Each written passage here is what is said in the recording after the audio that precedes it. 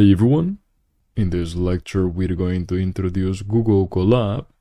Colab is a Google platform that allows us to write and execute Python code through the browser.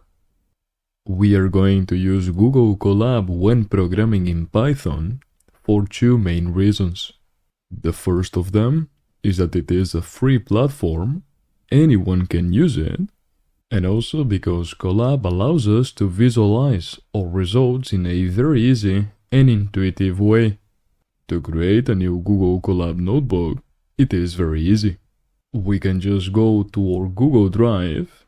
In my case, I'm inside this folder called My Folders. So here we just right-click, we go to More, and then we select Google Colaboratory. This will create a new Colab notebook. As we can see, this creates a new Google Colab notebook. Here we have the name of the notebook. We can title this any name. For instance, let us just say test. Now the file extension, as we can see, is ipynb. This file extension stands for the Jupyter Notebook file. Jupyter Notebook is an interactive web application used for creating and sharing computational documents for analysis using Python. Now, in a notebook, we can add code and we can also add text. For instance, let us add a text in here.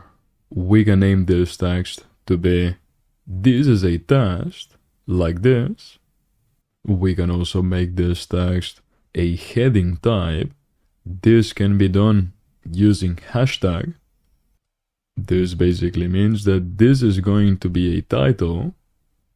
And here we have a code window where we can just add Python code.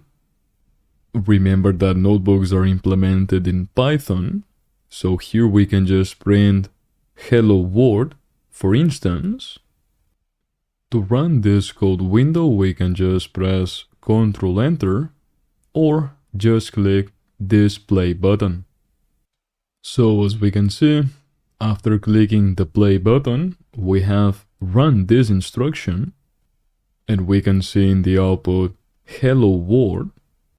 We can also print, for example, a sum of two natural numbers, like so, and here we see that the result is 8.